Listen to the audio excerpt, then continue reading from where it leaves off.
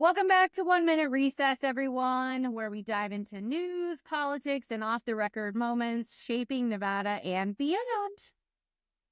I am Mayte here with Annette, and together we are going to explore what really happens through those recesses, which are not just 1 minute, both on the floor and off, and from Nevada and beyond, from political drama to cultural chaos. We're here to ask, what the fuck is going on out there? So let's get into it, Annette. Well, today we have a very special guest, one of our besties, Akiko Cooks, my sister, our Sagittarius sister, since we're all three Sagittarius on this call. I'm so excited to have you, Akiko. Welcome to the show. We're going to talk all about Black History Month, Black History Year.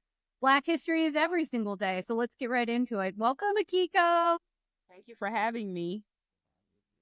Oh, yeah, we're excited to have you. To be here. All right, so introduce yourself. Tell the audience who you are, the good work you do with 1865, No Racism in Schools, which is one of me and Maria's very favorite organizations in Nevada, and all of the good work you've done for a long time in our community.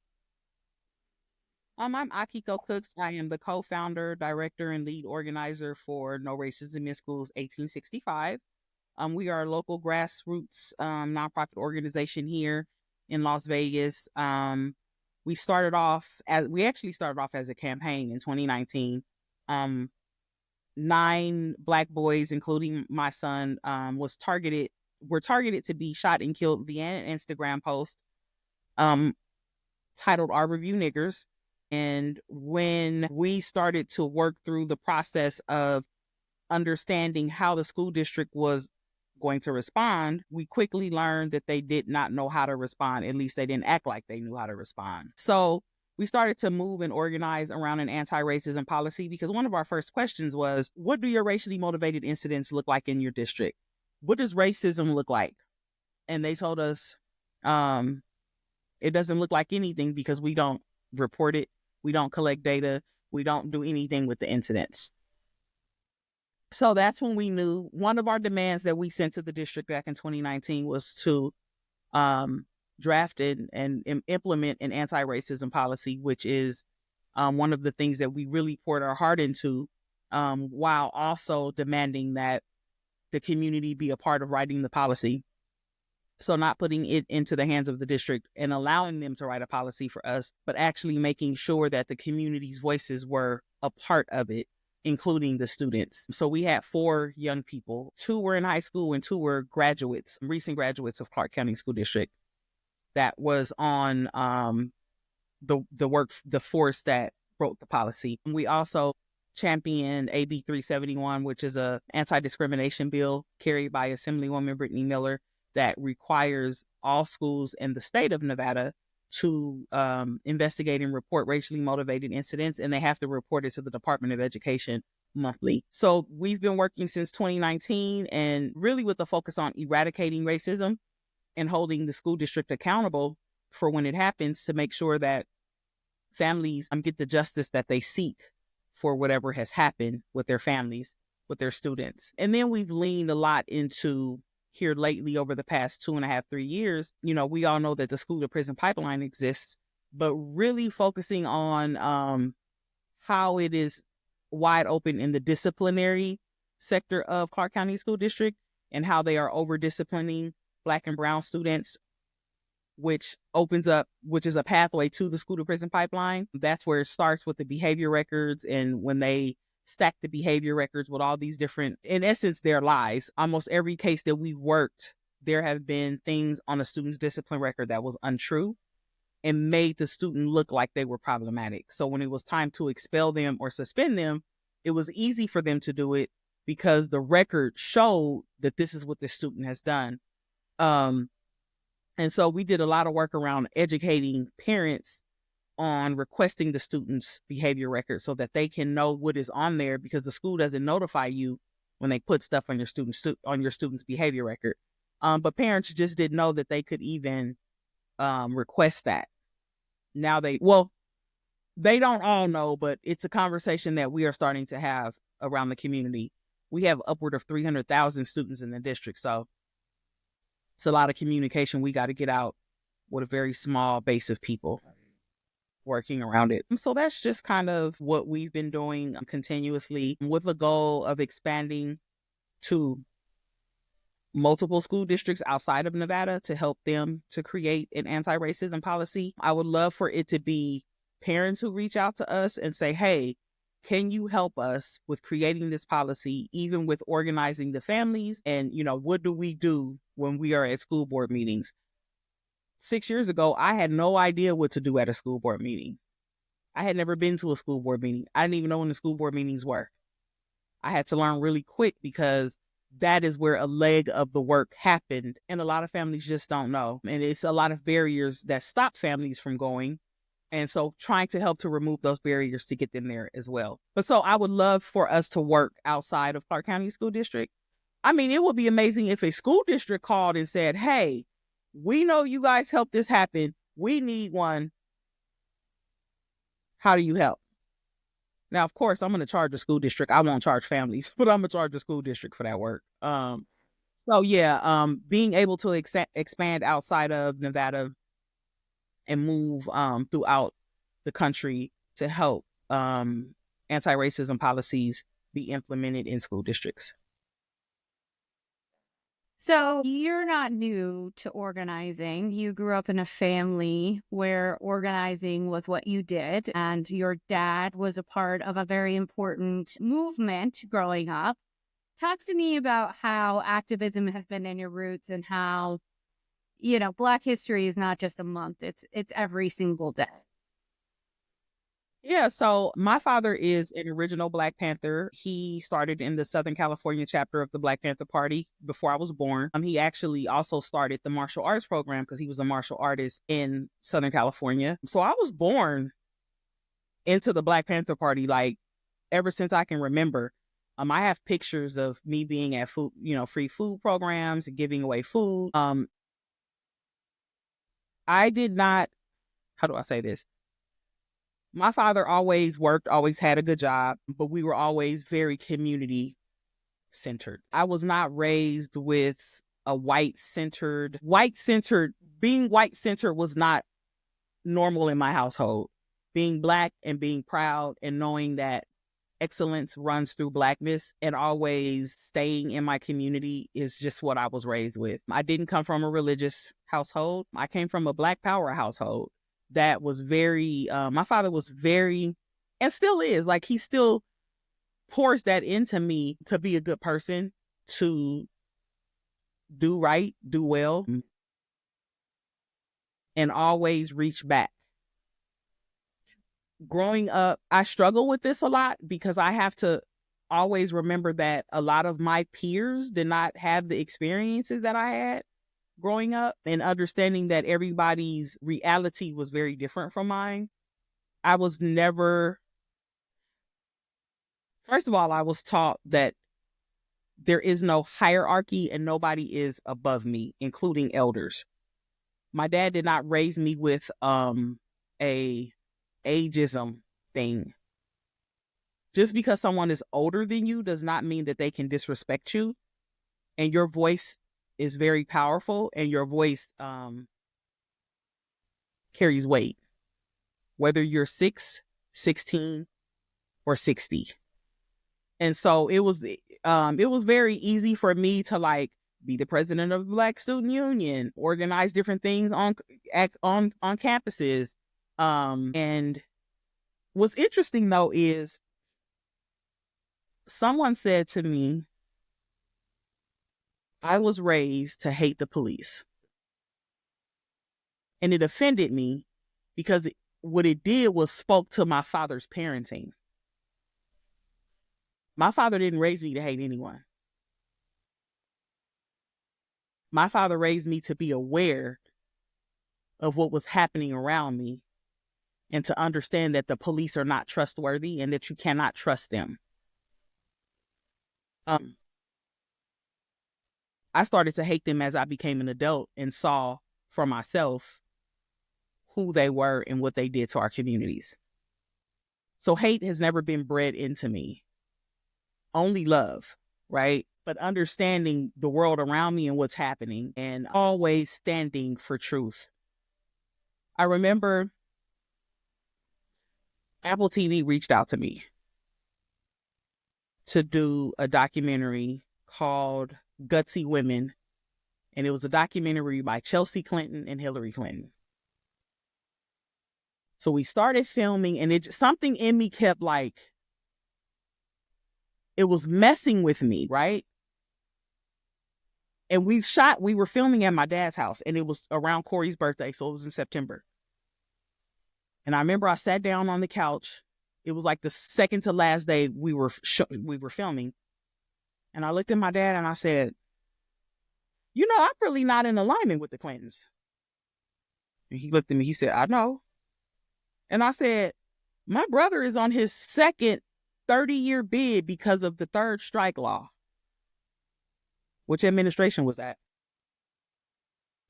I said, Hillary called black men super predators. And I emailed them that night and I said, I can't go through with this. I had to stand on something. And that's what I was raised to do. Could it have advanced 1865 for me to do that documentary on Apple TV? Yep. But I'm not for sale. And doing a 30-minute documentary with the Clintons who locked up millions of black people, I couldn't do it. So I was raised with the fire in me to always work to liberate black people, to always work to liberate marginalized community, oppressed community, gay community. We are not free until all of us are free. And that is what I was raised with.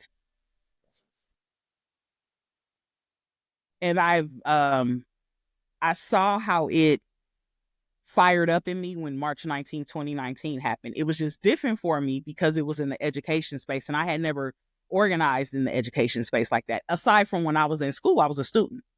Aside from when I was in school. As a parent, this is a different type of organizing because you have to organize people who were already struggling, so to speak. A lot of parents that, we've learned are literally just trying to survive. So when they come upon these racial incidents that they encounter, it's just another thing that's added onto what they are already going through. So my experiences and me growing up, really another layer just came off when March 19th happened. And the Panther in me started to really roar over my cub, right? Because you don't tell my baby you gonna kill my baby because he black and go Columbine part 2. Oh, no. So, and I proudly say that I'm a Panther cub, like I am. And to be able to still have a connection with veteran Panthers and talk to elders who, have gone through this through the civil rights movement, and to understand what's happening now, and to remind us that y'all made it through. We made it through this. Y'all can make it through this. Should we have to? No, but that's where we are.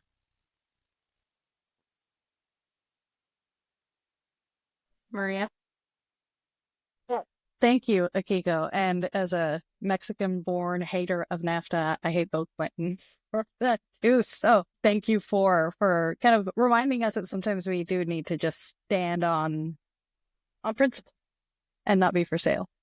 And when something is wrong, it's wrong. I wrote down a bunch of questions. One of because now we're talking about, your history with the Black Panthers, and we talked about, Black History Month as well. And there's a lot of people out there who, I experienced this on the issue of immigration, and I'm sure you experienced this on the issue of being a Black woman, that, when things roll around, they celebrate, they want to be part of, they will post things, they will be angry when people don't post things. But in the end of the day, when you look at their history, if they've ever actually done anything for a community, they're just posers, right? They're just usually a white lady, sorry, white ladies out there, but it's usually a white lady that is just doing it because it's cool. Listen, for the white women, yeah, it's true. And so I want to, especially now, because you're one of those people that says, Black History Month is not just a month, it's day, every day.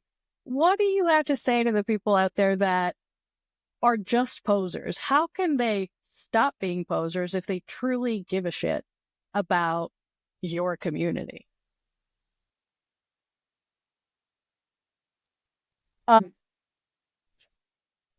I don't know that I could tell them, like, if you're a poser because you're fake. I can't make you be real, right? Like, you can't make a counterfeit $100 bill be a real $100 bill. Fake is fake. And a lot of the times, the posers are not prepared to, for one, they're fake. And if they're not fake and they're just scared to get uncomfortable, they're scared to not censor themselves, because a lot of the times that's what it is too. And they don't want to admit that they are not ready to disassociate with family members. They are not ready to be at work and tell the people at work, like, no, you're wrong, and push the line on certain things, because they don't want the backlash of, oh, you're one of those. You have to, I'll just use Surge, for instance, showing up for racial justice. It is a group of white people that talk to other white people and call them, not, I don't want to say call them out. They call them in, and they have the difficult conversations that need to be had around being anti-racist. It's not enough to just not be racist. You have to be anti-racist. You have to be anti-homophobic. Like, you have to be anti these things unconditionally. And that is work for a lot of people, especially white women. I don't know what it is. Like, I don't know why. I don't know what that is, but it is important that they find a group of other white people to have those conversations with, because what they don't want to do is come to a black person or another oppressed person and ask us to do the work of teaching you anything, because that's not my job. That's your job to do that work. Just like I have to figure out how to maneuver and work through a racist country, you got to figure out how to maneuver and work through making a racist country unracist. I'm not going to do double the work. So I can't answer that question for the posers, because they're a fake $100 bill.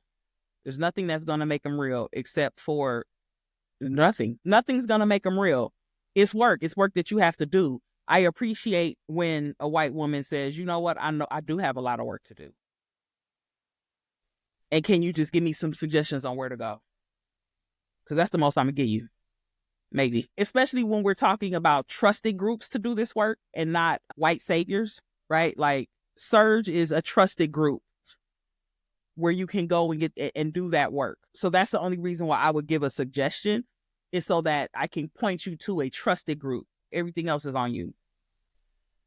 A poser, though, I can't help them. They just fake as shit.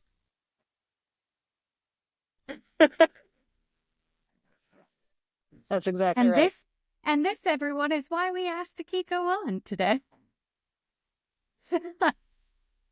I mean, you can't help that. You can't. I mean, but I also have to give you credit, because you're like my family now. You're like my sister.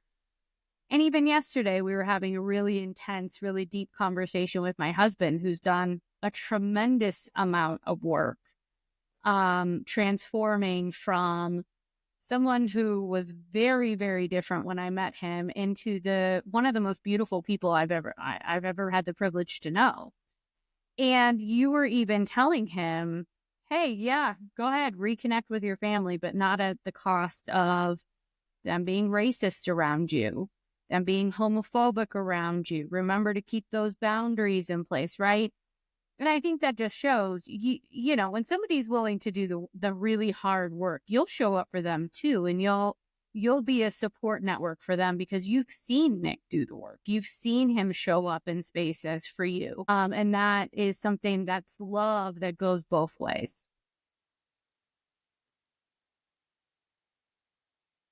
Yep, absolutely.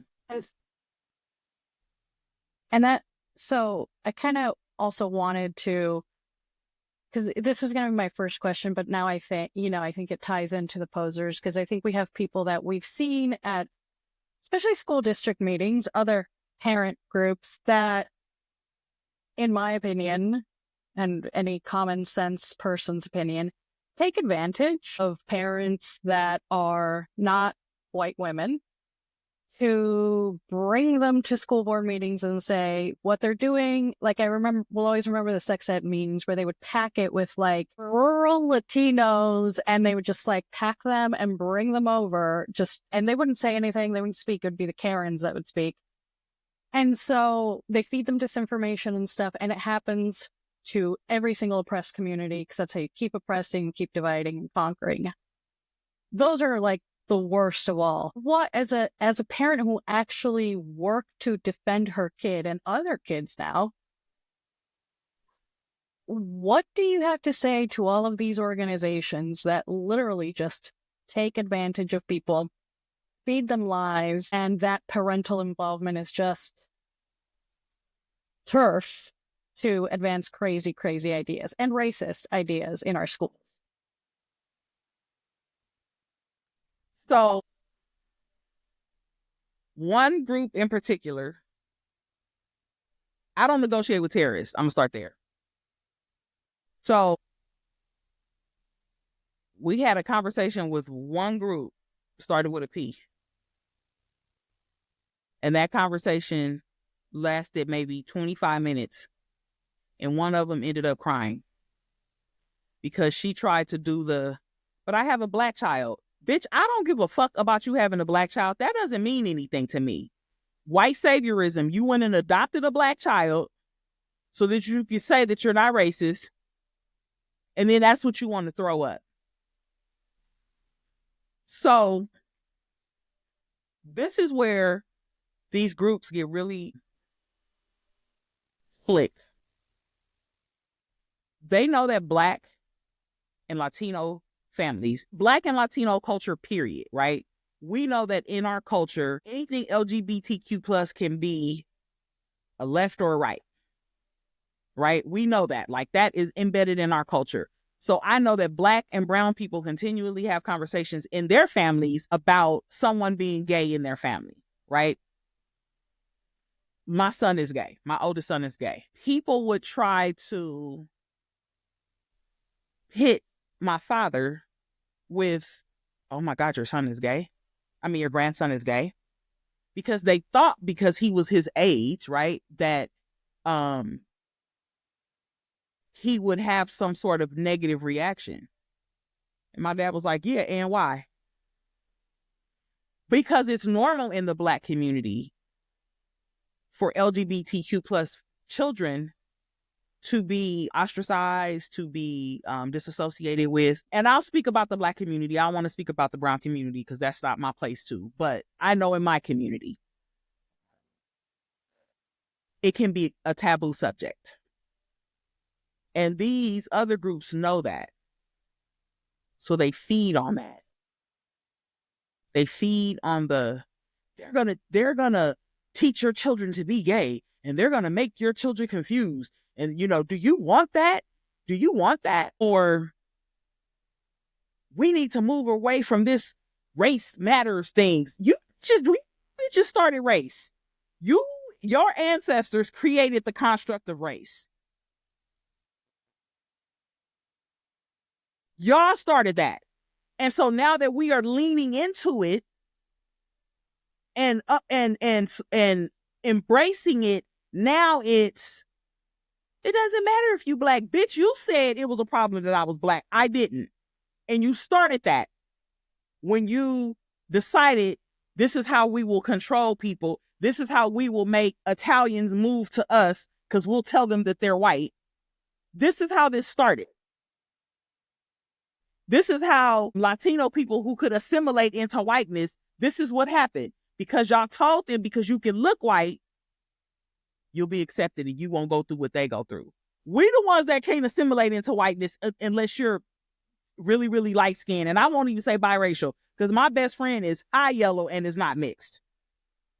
She can't pass for white though. That won't happen. But I'm just saying, right? So now that we embrace who we are, and now that we embrace our culture, now it's a problem. So you want to feed into do you really want them to just label your child because your child is Black or because your child, it shouldn't matter. Bitch, you know damn well what you're doing. Like, they know what they're doing. It's fear mongering, right? And it's usually communities so let me just say this. I don't know what Black or brown people are moving to Pahrump. I don't know. I don't understand. But okay. They are there. Right? And they're probably the only Black person on the block for 2 or 3 blocks, or the only brown person on the block for a couple of blocks. I wouldn't move to Pahrump. I ain't doing it. We don't even like to drive up there. Right. I'm too close and I live in Mountain View. So when we are thinking about like people here not knowing what's happening in the school district, we got to know that they don't know what's happening in the school district. They know what they're being told. We also are going to not act like there are not, because let's be clear.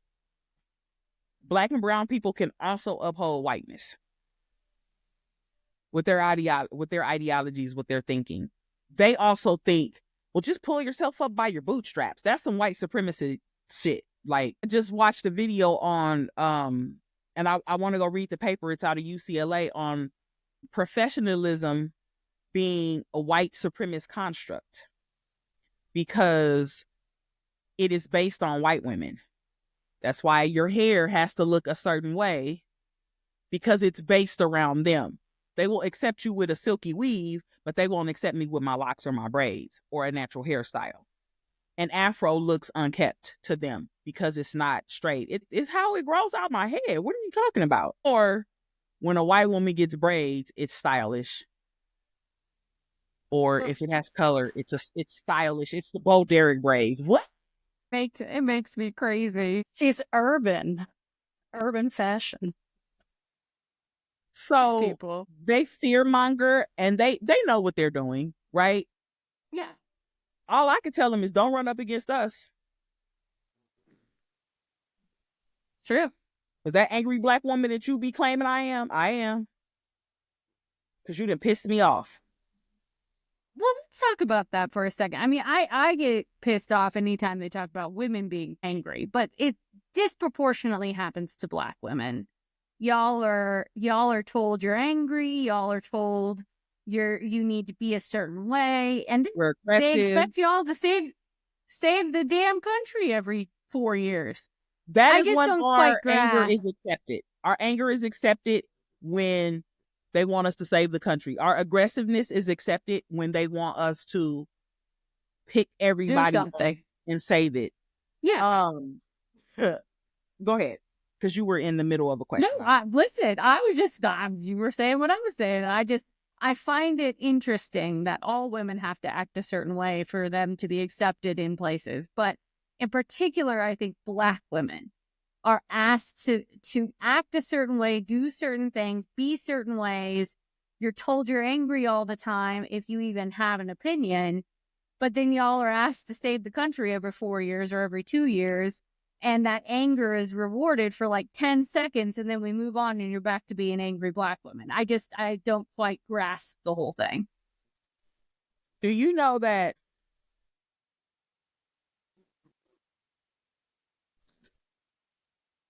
when our review was happening, we were angry Black women.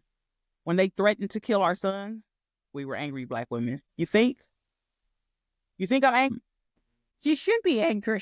Your kids are being threatened, for Christ's sake. Yes, you should be not angry. Everybody should be angry.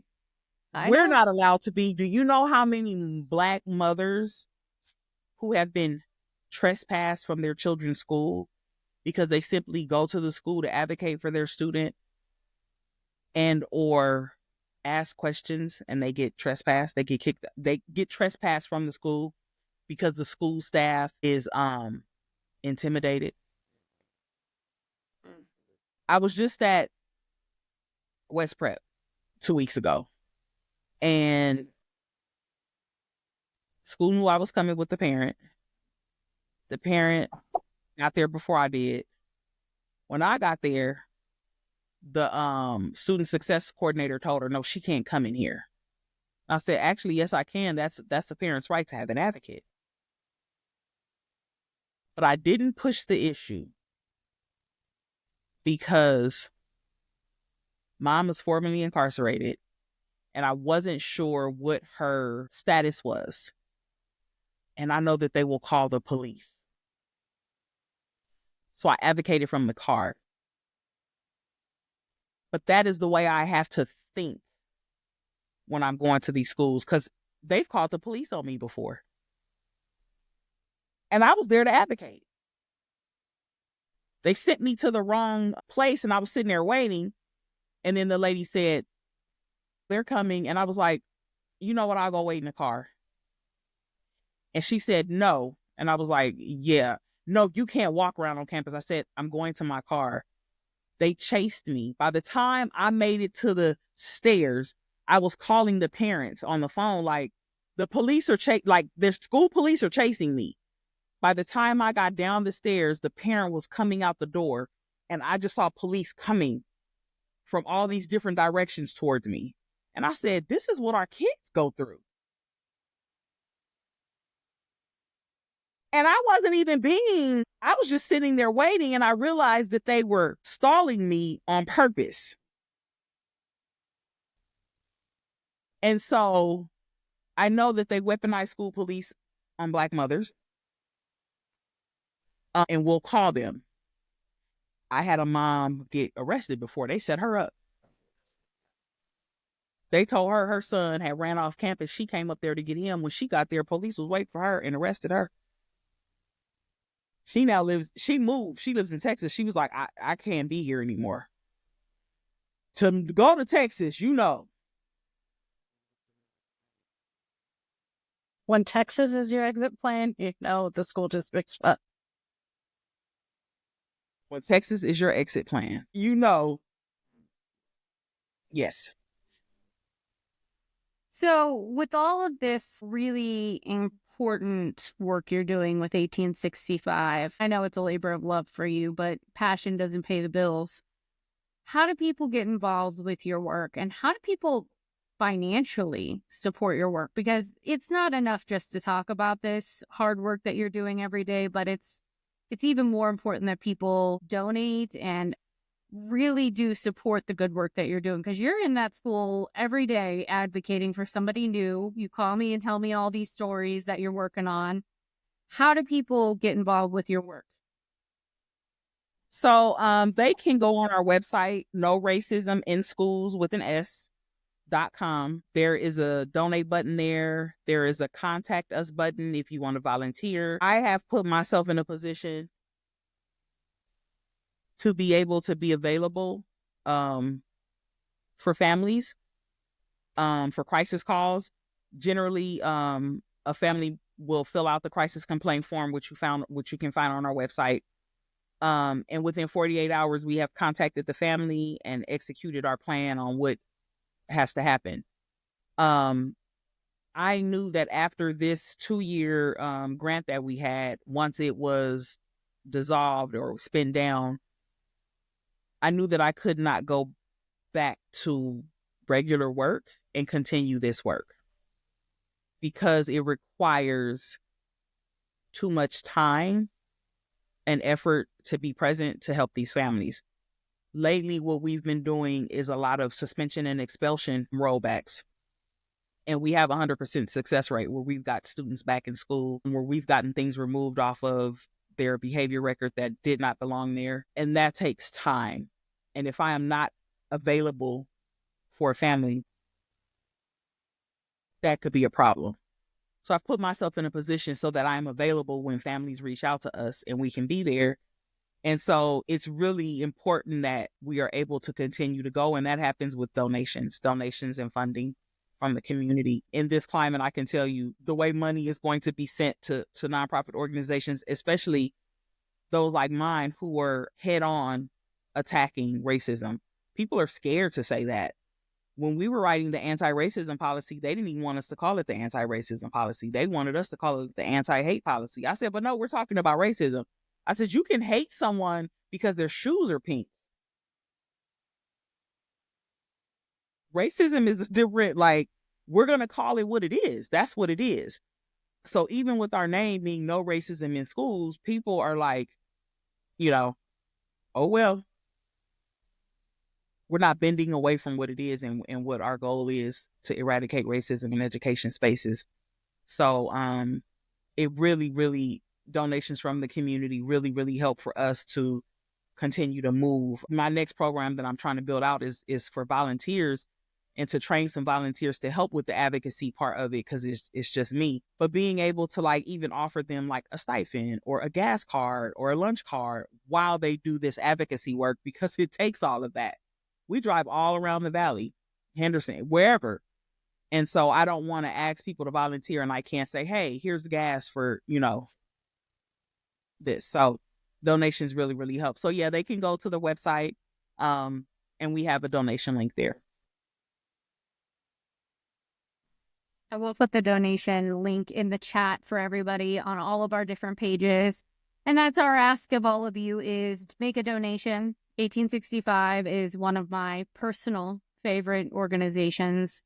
I love the work that they do, and I volunteer my time often to help Akiko and her good work. And I am asking all of you to do the same now. So put your money where your mouths are. And if you support Black folks and ending and eradicating racism, this is one of the best ways to do that, is give Akiko and her organization money right now. Maria, you want to wrap us up? Yeah, totally. Thank you so much, Akiko, for teaching us and hopefully teaching some posers out there, some not posers out there that are actually genuinely curious about how to actually be anti-racist or a good ally, anything. So thank you for all of that, Akiko. And like Annette said, we will put that all on there and we will tweet it out as well, all of these different links. So please remember, don't just celebrate Black History Month during Black History Month, but all year, forever. And one way you can do it is by being active in the community and learning. So I know that y'all have some amazing webinars, especially on how to be involved when like important school district meetings are around. That's another way, as well. So thank you so much, Akiko. And I feel like this could have been a whole podcast episode just with you, and we probably could do more.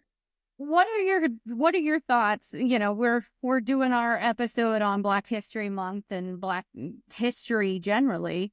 What are your thoughts, just kind of to wrap it up and kind of put a pin in it? And how do you hope people are honoring this time with their actions, not just their words?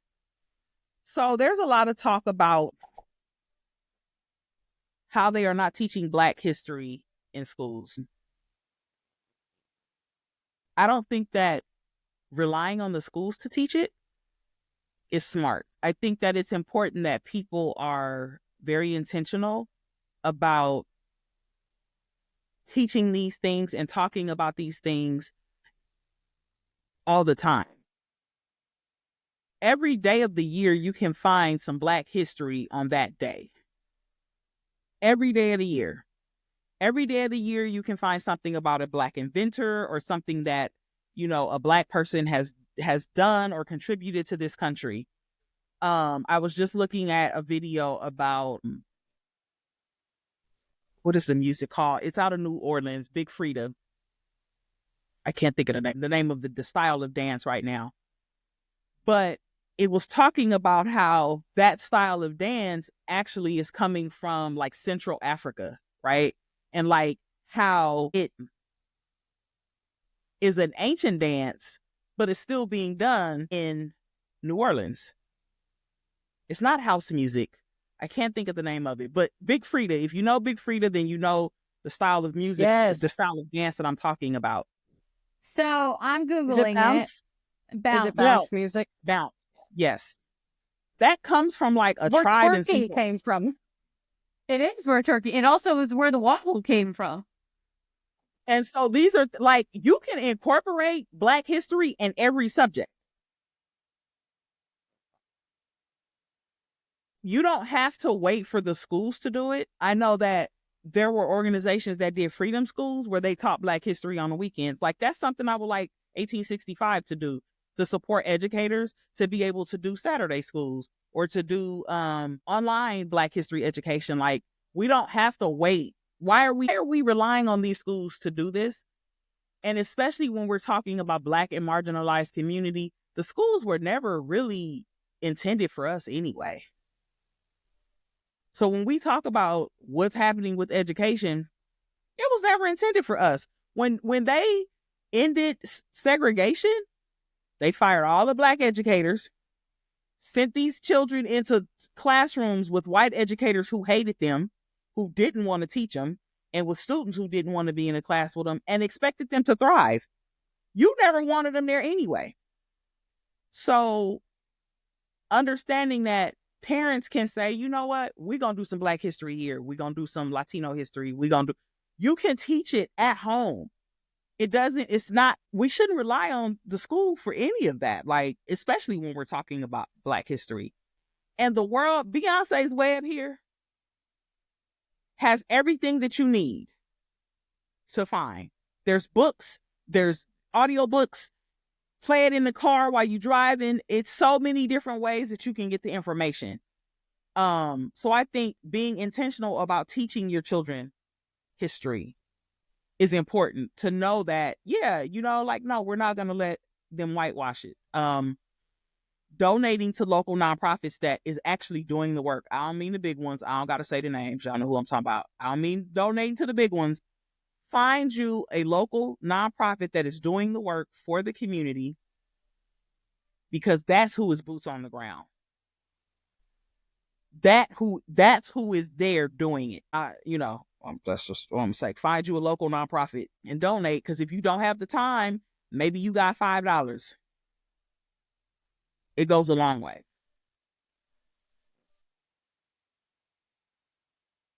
And that's what we're calling on all of you to do tonight. So if you've got an extra $5, throw it over to Akiko, because she can use it to advocate for our young people in our schools. So Akiko, thank you so much for joining us. Thank you for always being such a resource for me and for us and for my family. And I just love you so much, and I am so proud of you. So thank you for all you do. Thank you for having me.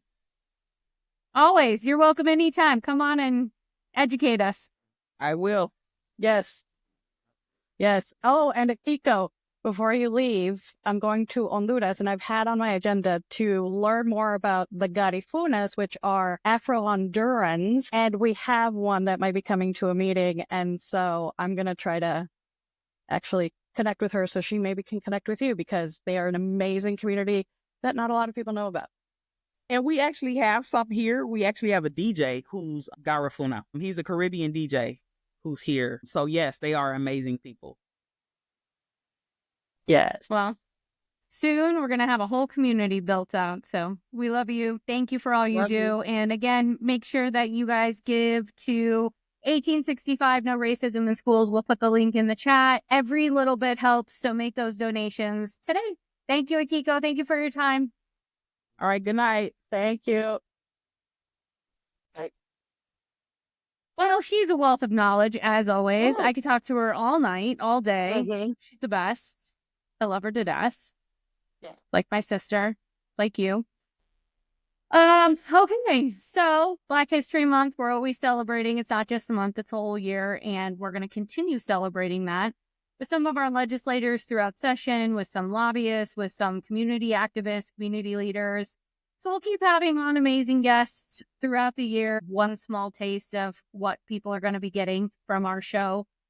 But Maria, we've talked a lot about the local work and what's going on. Let's talk about the state real quick, because a lot is happening at the NV Ledge. You want to get into it? Yeah. You are you are in there in the thick of it. How's Carson City doing? Well, you get to see my actual house now. It's finally done. So that poster says, "We'll be less activists if you be less shit." I stand by that. I stand by every poster in this house. I really went for the feminist rage vibe. Felt like that was appropriate in these times. So You'll have to come see. But what is happening here in Carson City? Well, last week, we're going to go back to last week. Assemblyman Yui Win had an amazing bill, Assembly Bill 112, which helps make sure that people who are in unions, people who are on collective bargaining agreements, get to use their sick time for family emergencies, family needs, if they need to take a family member to a doctor's appointment. In the original bill we worked on in 2019, sadly, those folks were left out of that bill. And so this is a correction to that bill to make sure that our union family gets to use those things, that time that they've earned in the way that they decide, which is great. Assemblywoman, or I should say assembly member, trying to get my pronouns right because it's not that hard. Assembly member Selena LaRue Hatch also had a bill to work on sick leave, similar to Assembly member Yui Win's. A little more complicated with the way that the formulas and stuff are done, but it also had retaliatory language in it. So this way that employers cannot retaliate against them either. So both really incredible bills. I was really proud to testify on them for my client Moms Rising. And a lot of good work that happened on Friday, which we don't usually see them working on Fridays this early, but they are. And I'm very excited to see that. And today, or this week, today when we're filming is Monday, we had the Assembly member Selena LaRue Hatch also had a bill. It's Steve Sebelius's favorite bill to get rid of daylight savings time, which I'm a huge fan of. Let's get rid of it for all the reasons other than it's just dominant. Messes with my sleep schedule. I'm so ready for this. So that was a great bill. It had a good hearing today. I'm super excited about that one. We are starting to also see some bills around IVF, which the Senate Majority Leader is bringing forward. Senator Nicole Cannizzaro is bringing that bill forward to protect IVF because we know that Donald Trump can say whatever he wants. They're not going to protect that. And so we need to make sure that we're enshrining that and protecting that for Nevadans here so we don't have to rely on the federal government. We've also seen a lot of talk around the budget. That still continues to be a hot topic. We're still very, very worried about those Medicaid cuts to the tune of $1.9 billion, with a B, billion dollars. If those cuts go into effect, that will impact Nevadans. And they're going to probably have to have a special session if it doesn't get decided while we're in regular session. So things are moving very quickly now. We're coming up on the first bill deadline, which is the introduction bill deadline. So we're seeing kind of a mad dash with the Legislative Counsel Bureau, also known as LCB, trying to get the bills out, trying to get them written, trying to get them rewritten if they need corrections. So what's going on up here? I spent my day kind of walking the building working on a psilocybin resolution, which I've been working on. So more to come on that topic. Sounds like quite the agenda, literally. Yeah. We ledge so early on. And what I find fascinating is that the geniuses, the galaxy brains at the federal level, want to slash and burn the government and make it small, but yet the Nevada state legislature apparently will have to have a whole ass special session just to deal with their budget. You know, I've never actually been so excited and happy to get to work at the NV Ledge, knowing that the Nevada legislature might save us from the federal government. But here we are, Maria. There's a new session for everything. One more. I forgot at the biggie. This one's coming this week, too. Assembly member Sandra Howdige's film tax credit expansion proposal is scheduled for a hearing this coming Thursday. So this week, Thursday at 4 p.m. in the Assembly Committee on Revenue. So if you're interested in this film tax credit, this is the hearing for you. This is going to be one of the big issues this session. And it's Assembly member Sandra Howdige's bill. Thursday, 4 p.m. Tune in on the Nevada Legislative website if you're interested in the film tax credits, because it's going to be a biggie. Yeah. And who knows if they're even going to have the money to do it? Who knows if they're going to have the money to do it? Who knows if Jeremy Renner will call in and testify? You never know if Hawkeye's going to show up at the NV Ledge, Maria. That's really what I hope for. Seriously. whether you're for or against this bill, you can't be against Hawkeye. Can't be against Hawkeye. But in real life, he almost died. I mean, he's so wonderful, too. He's actually a really decent person. Anyways, it's going to be a long week at the Envy Ledge. We got a lot going on this week, so tune in. You can find all of the hearings on Nellis on the Nevada Legislative website. Reminder, you can track 10 free bills. Now that the bills are coming out, now is the time to set up your Nellis tracker. Maria's very, very well versed in Nellis. Eventually, we might do a training. If anybody's interested, let us know. But yeah, Nellis, tune in, sign up for your 10 free bills, start tracking things, and start calling into hearings because we need to hear from you. Yeah. Can a lot of people like to tweet or complain about, and that's all valid, about their government. Hopefully they're like, what do they even do? You can find out by actually Fair question. and being involved. Okay, well, let's move to the local lowdown real quick. I think the biggest thing I'm watching right now, and I'll be interested to see what your thoughts are, I'm watching the school board trustee race to see who becomes the school board trustee for the Clark County School District. I know various advocates are supporting different people. In my humble opinion, I think the two front runners based on our conversation last week are between Joan Ebert and John Anzalone. So we'll have to see how that all shakes out. I saw on social media this week, the AANHPI caucus endorsed Joan Ebert. I've heard other advocates are supporting Anzalone. So I think it's a race between those two, if I had to guess. And in my humble opinion, that's my number one and number two. So based on my research, so it'll be interesting to see what happens. What are your thoughts, Maria? Yeah, I'm glad that it's an actual race. I mean, we've had others that were races, but Not really. It was like a race to the bottom. Yeah. And then ended up nominating people who weren't those that the community wanted. So it's good that the community is rallying around their different choices. And my wish and hope is that the school board actually listens to the community this time. And if people are telling you these are top 1, 2, or 3 or whatever, look at those and don't look at some person from Florida or another, or someone who just isn't going to work. Or who's someone who's been fired multiple times. Maybe don't pick that person. Well, that guy, yeah. No, don't do that. Don't do that. Ebert and Anzalone both have excellent records, comparatively speaking. So I think it's a step up, no matter who they chose. Yeah. So that'll be interesting, and I really like Anzalone. I like Joni Ebert will be great too. I would love someone who hasn't been part of the Board of Education and the whole hierarchy. But so much better than a guy that has been fired so many times after we've had. It's such a low bar. I feel like the question will be, will you use CCSD dollars to buy Peloton? Or can you math? Can you math? Can you do a budget? I mean, to be fair, we could also ask the governor the same question, but can you do basic math and can you budget? Should be just one of the questions. I don't know. Yeah. Call me crazy. Basic. Yeah. Okay, let's keep going. WTF is going on. We got a lot to talk about here.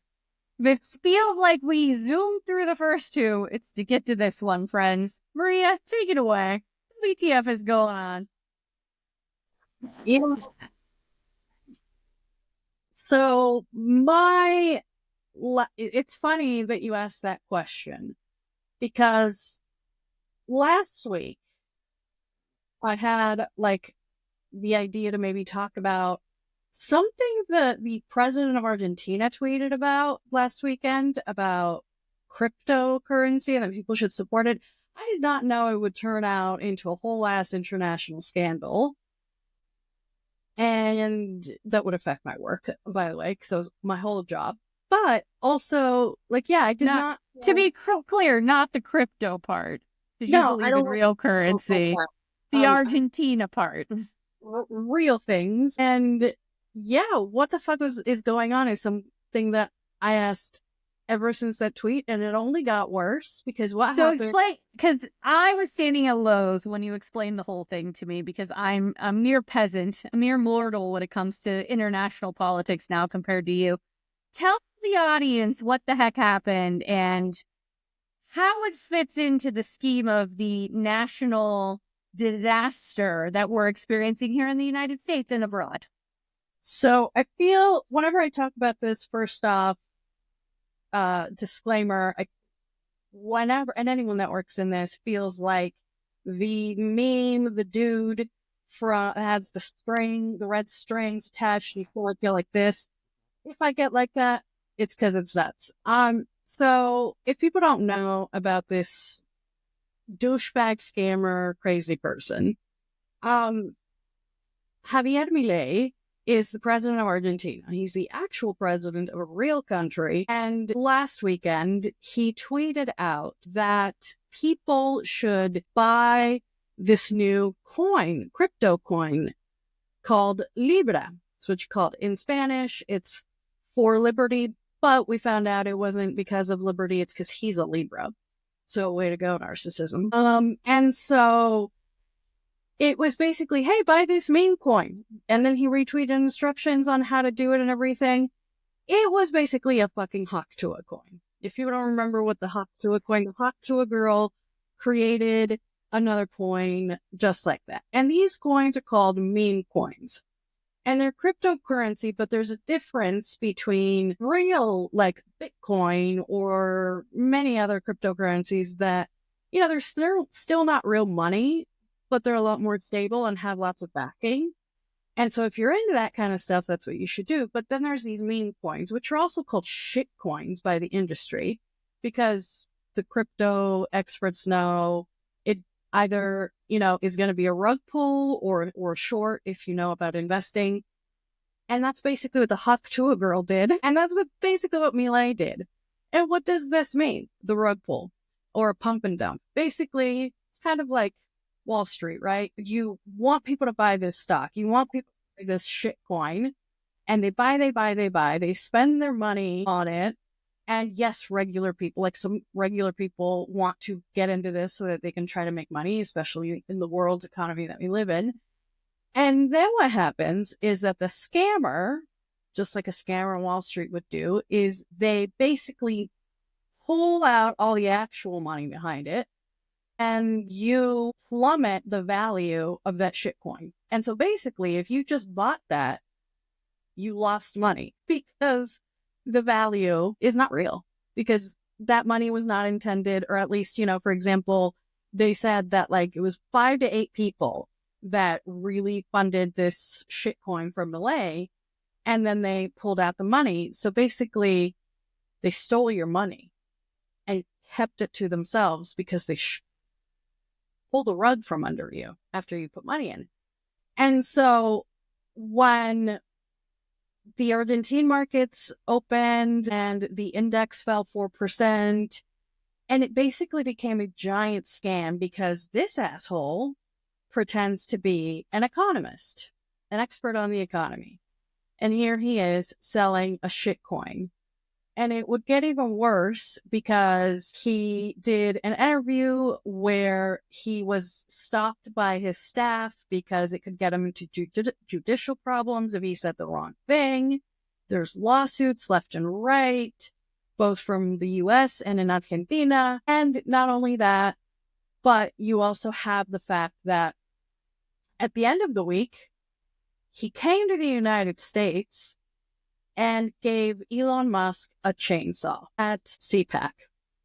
And stupid ass Elon Musk said, this man is the inspiration for Doge, because everything that Javier Milei has been doing in Argentina has been slashing and burning. So, I could go on and on and on, but that's what's been going on, at least in that part of the world. And that's an example of people in the US should really pay attention to things that happen in other countries, because everything that happened in Argentina for the past year and a half is going to happen here, is happening here now with Doge, and we should pay attention. you tell me at one point that basically Project 2025, which by the way, friends, is a real thing. I hope you understand that now. Didn't you say that they were actually like doing a practice run, like a trial run in Argentina before any of this actually occurred in the US?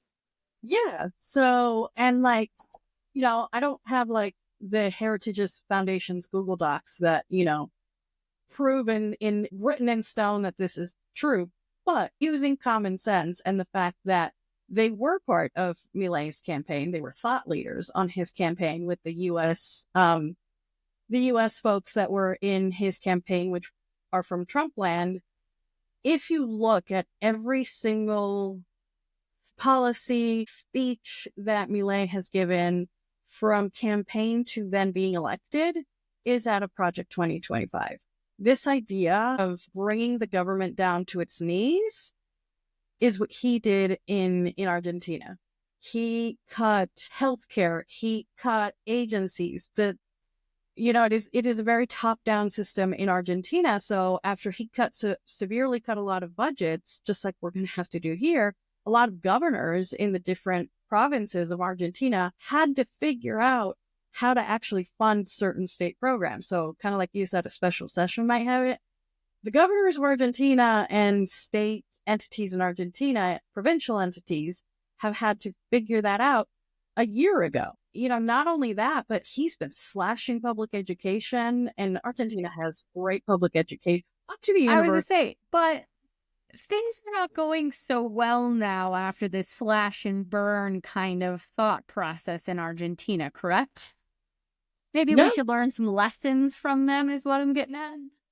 Yeah, like the thing about Argentina that has been happening is that the people that are being affected by this hit the streets all the time. They are, like, for example, take the retirees. They have been the hardest hit. People, and not even like your older retirees, but people that were forced into retirement because the economy is so bad.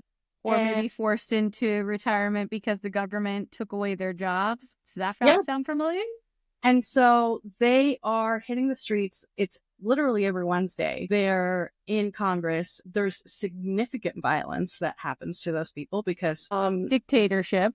Because dictatorship. They literally like beat people up. There was an older woman who fainted and was unresponsive for like a few minutes. So they like hit the streets. And I think that's something that, like, if you really want to know how do you respond to a dictatorship, always look at what Latin America does, look at what other countries do, Eastern Europe, other parts of Europe that have had to deal with dictatorships. But the interesting thing though is the young people that support Milei still tend to support him because they feel like this is just growing pains, which is one of those things of like, okay, kids. Gee, where have I heard that before? Yeah, these are just growing pains. It's just going to feel growing pains. He's already 4 years. Let's give him 4 more to really fuck things up. Sounds like a smart plan. It's just growing pains. MBD. Yeah. Can we talk about another government, though, that resoundingly did not support Elon Musk this week? Because I'm real proud of your heritage and Nick's heritage this week. Resoundingly giving the middle finger to specifically Elon Musk and Donald Trump. The Germans, everyone. Round of applause for the Germans. I hate to say it, but Deutschland über alles. Listen. Seriously. Deutschland knows what's up. They know what's up. So the Conservative Party did win, but obviously their party system is very different from regular ours. Republicans. They're like the regular. I was gonna say, they're just the regular schmegular, old school, what used to be normal Republicans here. You don't agree with them on everything, but like you can get along with them. Kind of like some of the Republicans in the Nevada legislature. You don't agree with them on everything, but you can get along with them. You can work with them. They're not like saying hateful, racist things. They're not literal.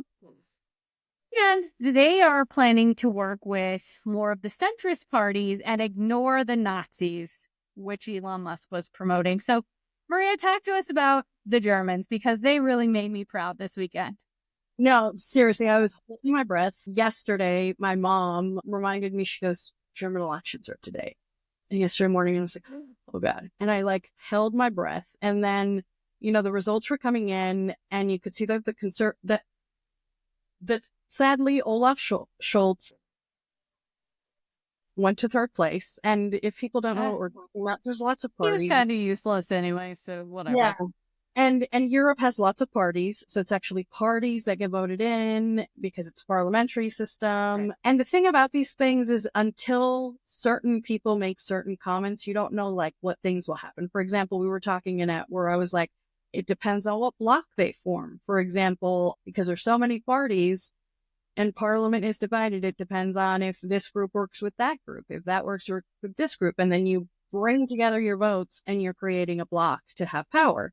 This absolute scary thing would have been is if Merz, who's the leader of the Conservative Party that won, he would have gone with AfD, who won second place. He didn't. He gave the middle finger to Elon and said, I'm going to work with Olaf Scholz's group, SPD, which is fantastic. That's what we want. And yeah, I'm so happy because literally people have been fearful and afraid of the AfD because they're like actual fucking...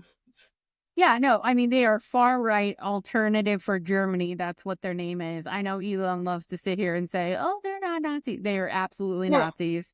Yeah. And we know that Eastern Germany is going further and further to the right, but, that's the division that happened during the Cold War. So Western Germany is continuing to prevail, thank goodness. But in his victory speech, and I want to quote this because I think it's very important and very telling about how the rest of the world views the United States currently, he said, Merz issued a warning to Europe that the United States was now, quote, indifferent to the continent and would be prioritizing building up defenses in Europe. So meaning Germany now needs to take care of itself because the United States is shit in the bed. And basically this isolationism that's happening in Washington, D.C. with our government and Donald Trump, and him being besties with Putin, which is still mind-blowing to me, him saying that. This happened like in the days where we filmed it, between when we filmed. The literal words came out of Donald Trump's mouth that Zelensky was the dictator who started the freaking war. I'm like, that if that's not revisionist history, I don't know what the fuck is. And honest, not too much pisses me off these days because it's all just a big cluster and everything's kind of just a nightmare.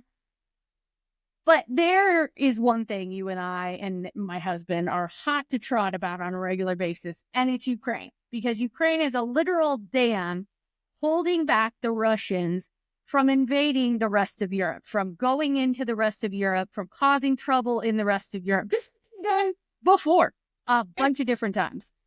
And so nothing quite gets me pissed off like it does when Pumpkin Spice Putin, aka Donald Trump, aka talks about his love of Putin and the Russians and goes after a sovereign country, which is Ukraine. Nothing quite gets me going like that. And you know what? So one of the things that really grinds my gears is whenever we talk about Ukraine, we talk about this, about people saying, but it's so far away. Why should I care about that? It's an 8-hour plane ride, Fred.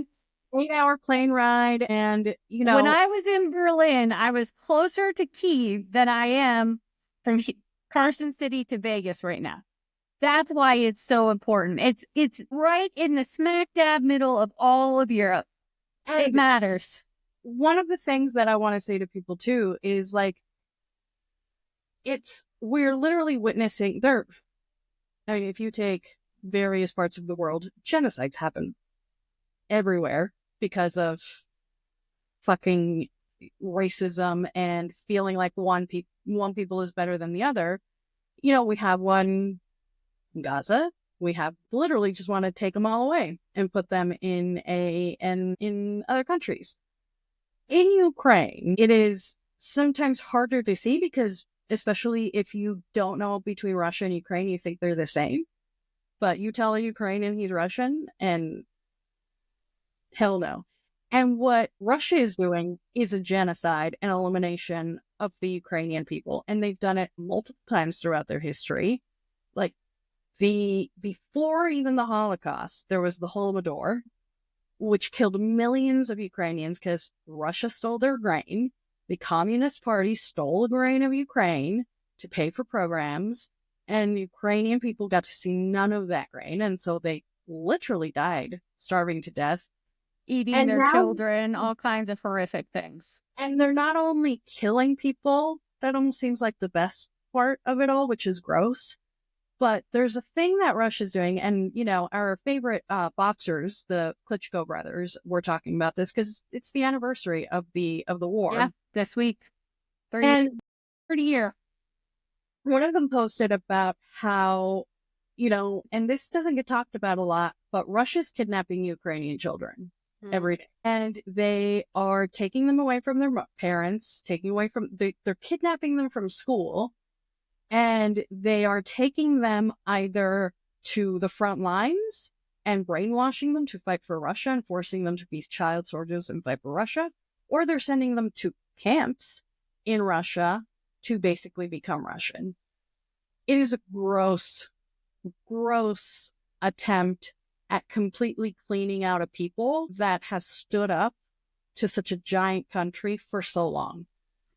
And you know what boggles my mind about the whole thing, you know, especially with Nick being part Ukrainian, right? He's German and Ukrainian and Russian. He feels very strongly about this because a lot of his family members went through the genocide that occurred in Ukraine. And, you know, he has a lot of history there. And he feels so strongly that Ukraine is a sovereign country. And we signed a treaty as the United States to protect them when we made them get rid of their nuclear arsenal. Russia, by the way, left there. And now they are not capable of truly defending themselves. So Europe and the EU and the United States were the ones who made them give up that nuclear arsenal and essentially exchange for our protection. And now to see Trump doing an about face, talking to Putin about how they're going to end the war without even consulting Zelensky when it's sovereign land,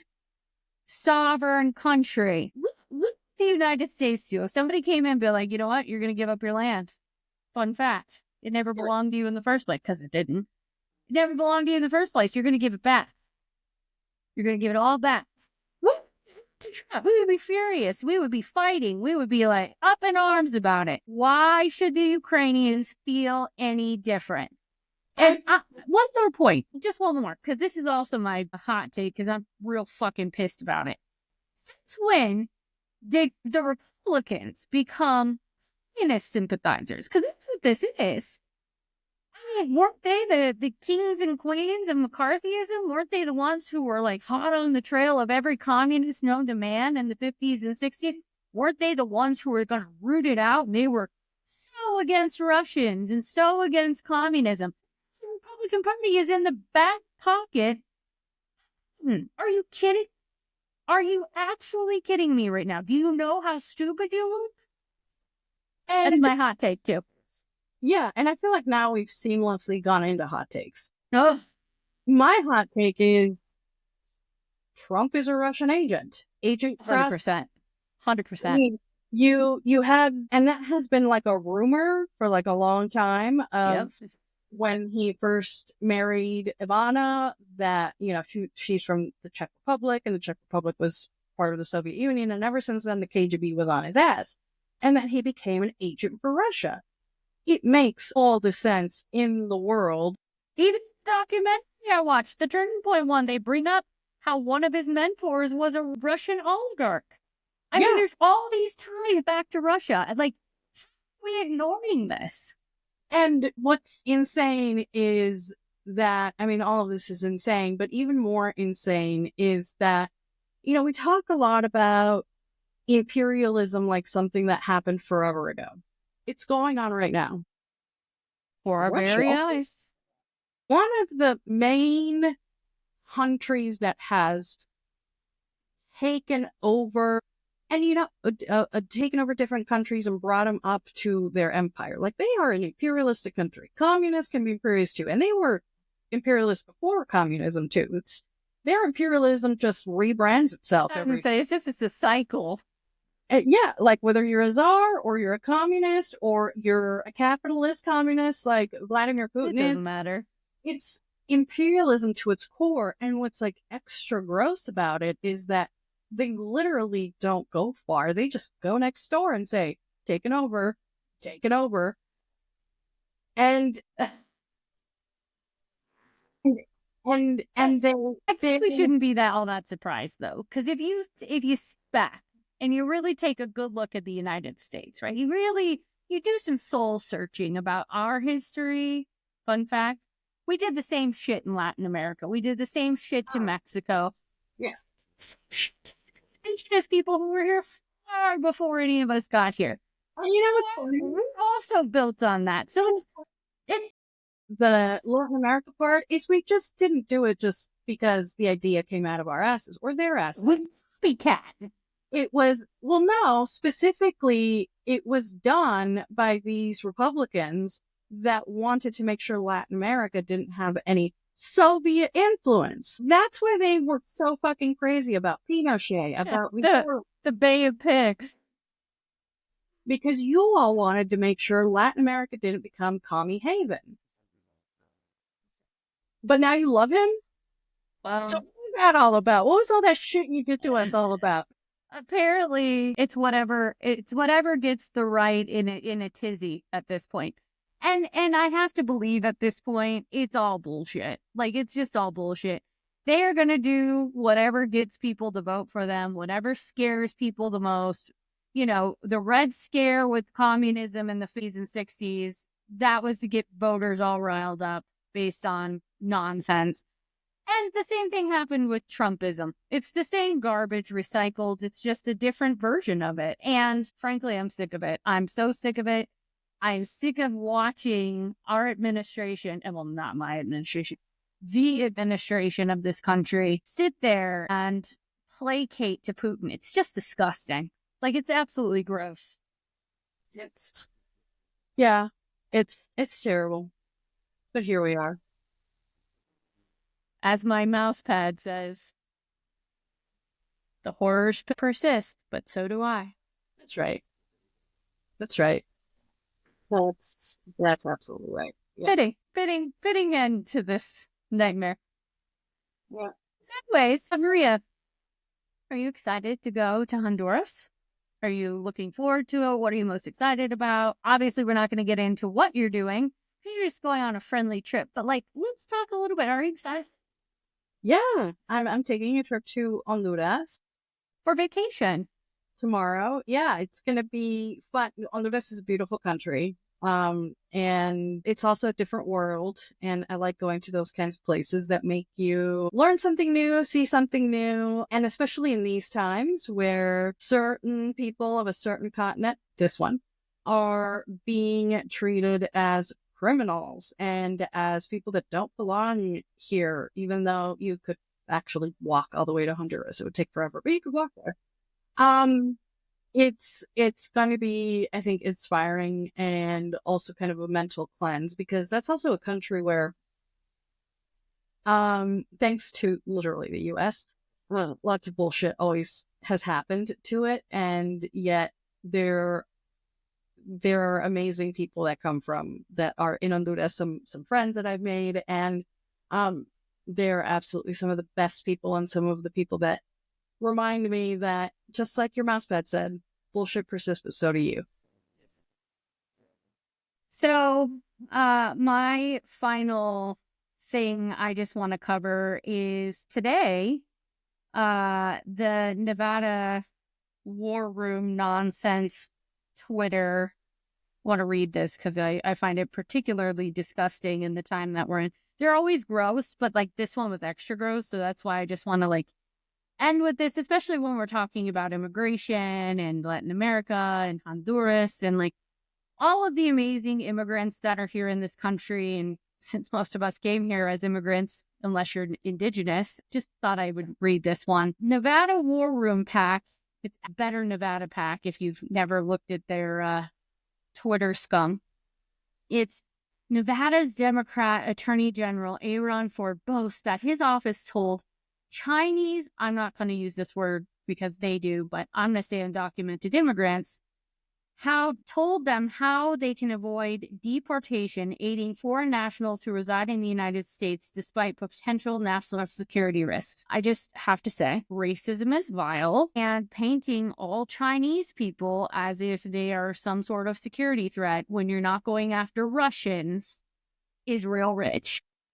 And immigrants are not the problem. Immigrants make this country better. They make this a fabulous place to live. Whether you're Chinese, Japanese, Korean, Asian of any kind, European of any kind, Latin American, we accept everyone. That's the whole point of this country. Putting shit out there in the ether like that is irresponsible, and it's dangerous for our immigrant communities. So I just wanted to point out what a crappy tweet that was. And if you're watching, just go let them know how crappy that tweet is, because I think it's vile. Just wanted to put that out there and call them out. And also, stupid ass war room. If asshole Elon Musk gets to get away not being deported, so do other people get to have that access to, because that man was illegal AF. And I'm sure lawyers got him out of being deported or being signaled in some way. And at some point, Melania was too, let's be honest. Literally. Maybe even Donald Trump's family too. At some point, all of us came here questionably. So I don't want to hear it. Like, I'm tired of the racism. Stop with the dog whistles. Like, it's vile and disgusting. And it's harmful because we've already seen the Chinese community under attack. The xenophobia caused from COVID and other things. We don't need to be causing more harm to our Asian community. Stop. It's disgusting. Well, it's been quite an episode. Obviously, we're real fired up and ready to go. We're real, as our queen Marlene would say, fired up and ready to go, family. Woo! Yeah. So, Annette, you want to close us out? Yeah. Well, the horrors persist, but so do we. So, before we go, we already did the final bell, right? We did that. That we all just blend in at some point. We just kept talking, friends. That's what we do here. I'm sorry. All right, well, next week, Maria will be back from Honduras, so she'll have lots of cool stories for us. I'll still be here in Carson City, because where else would I be, except for right here in the middle of all the fun. And we'll have more bills to talk about. Well, I'm sure we'll have more international embarrassments to talk about. We'll have more political hot topics. Hell, we might even have time to get into some of our favorite Bravo shows. You never know. You never know. Yeah. So put in the chat what you want to hear about. If you have questions on any of this stuff or a process question, there's no dumb questions on this show. So put it in the chat. We want to hear from you. Email us. Sign up for our newsletter. If you want to get our newsletter, we're going to start getting those out the door.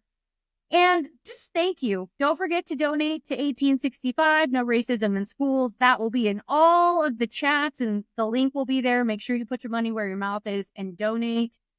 And Black History Month, everyone. We were so thankful and honored to share space tonight with Akiko Cooks, one of our besties. And she is just a powerhouse. So please, please, please support her work in honor of Black History Month. And again, like she said, Black History Day is every single day. So make sure you're supporting her work ongoing, because she definitely could use the support. So stay sharp, stay sassy, and we'll see you next week. Thanks, everyone. Bye. Subscribe, like, do all the things. Bye. Bye.